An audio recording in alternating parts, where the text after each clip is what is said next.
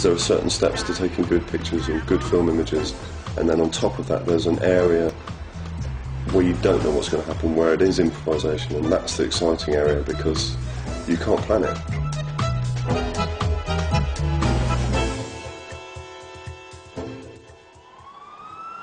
Most of the new cameras that are actually produced and designed by the Lomographic Society take multiple shots.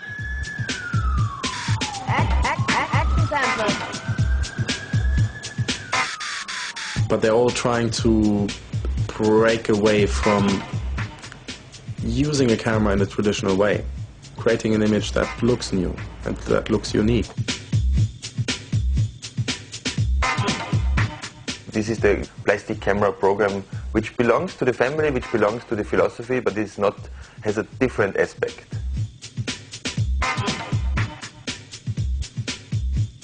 The action sampler has 4 lenses, which starts to open the lenses in one circle.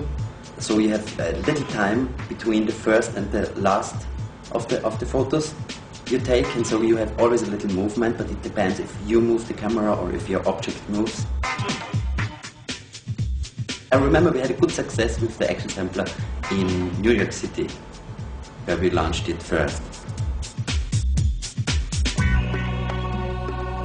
Live from New York. Action sampling 99.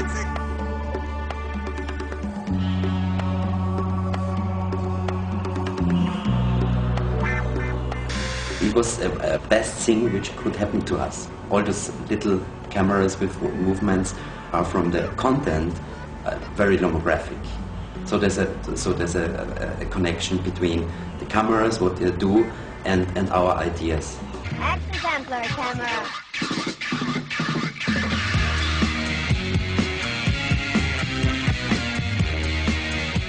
There is the action sampler camera, which was the first one. It's 4 lenses and a square.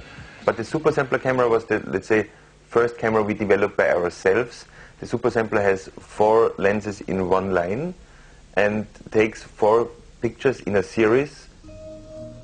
When you push once the button, you get like 4 pictures on one print, a little sequence.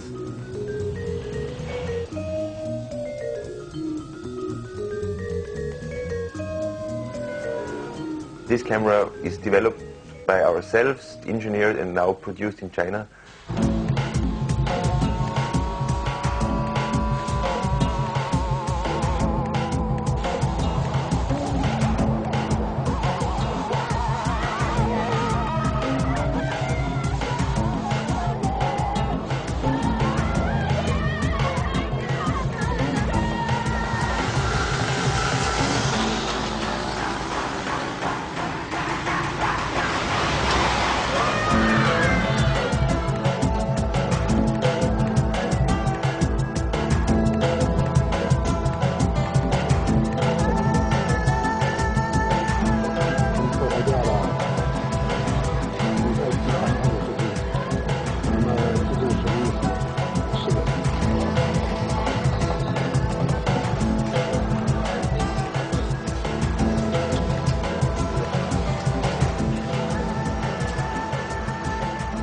Chinese production is coming from a tradition of cheap plastic products. Smart, quick, easy to build, nice solutions, maybe not so in detail, but functional, strong, very efficient production.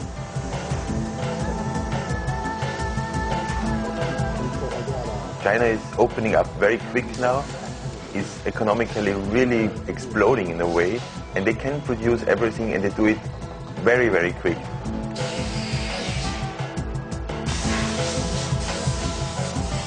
The Chinese people are so much looking for new opportunities and even to understand how other cultures are thinking.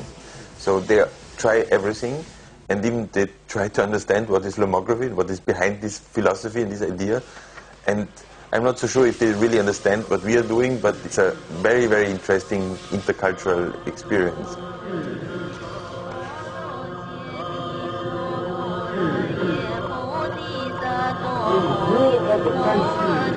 Since the beginning of lomography, 150,000 Lomo Kompakts have been sold.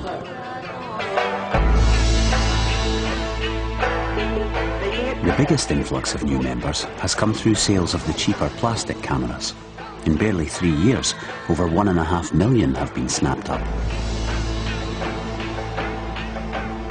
We have now Lomo embassies in Japan, in Singapore, in Hong Kong, very strong in Seoul, Korea, in Kuala Lumpur, in Bangkok. So Asia is the strongest part of the world for lomography. Lomo is capturing some young hearts. It's so accessible, it's so convenient, it's so cool, it's so different, it's so alternative, it's so lo-fi and yet, so visually colorful. After becoming Lomographers, you just opens your eyes a lot more. We can see a lot of details, a lot of patterns, a lot of colors, a lot of textures.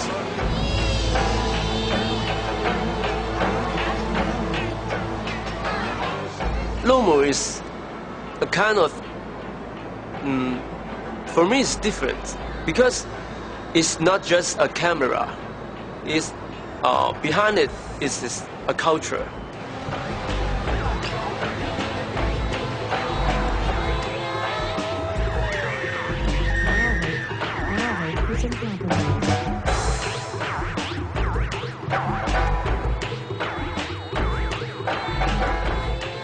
The job of an ambassador in Hong Kong is to keep a community going.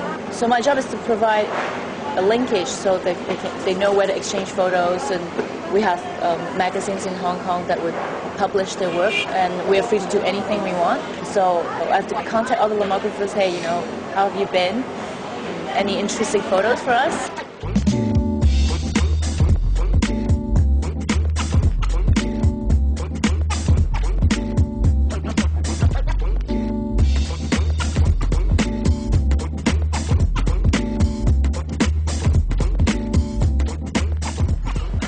Two Lomographers have a project called A Day in Life. Basically, it's us Lomographers to document a day in their life. So from getting up to going to work to coming back and having dinner and all those things. And I told them I would do one myself. So I start to look very carefully, maybe also because it's a short walk from my home to my work. So I start to pay attention to every single detail on the way and, snapping away. It's small things, but you learn to appreciate beauty. Right across our office, we have a production house. They produce event, and it's run by a drag queen. So we always have very fascinating window display. So it would be like carnival style, or sometimes a little bit of S&M. But accidentally, from the reflection, you can see our office. It looks like a double exposure. And I haven't really gone into trying double exposure yet, but that one looks like a cool double exposure. The drag queen's shop, but you can see our office in it.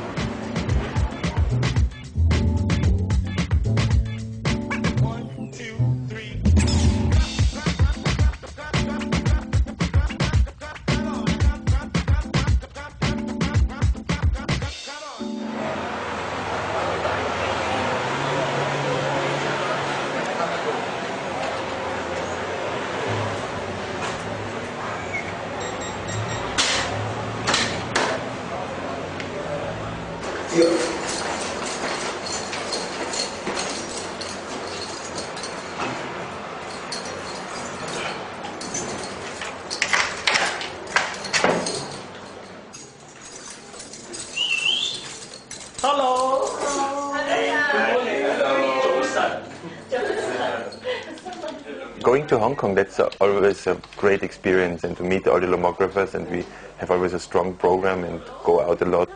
Most of them are creative students, which is also typical for Hong Kong, I think. Yeah, I know it. When you meet them, they're very open, they're very direct to the point. They show you all the time their pictures, they shoot all the time, and they have also some traditional links, I think, to their own culture, because Chinese culture is very colorful. Superstar.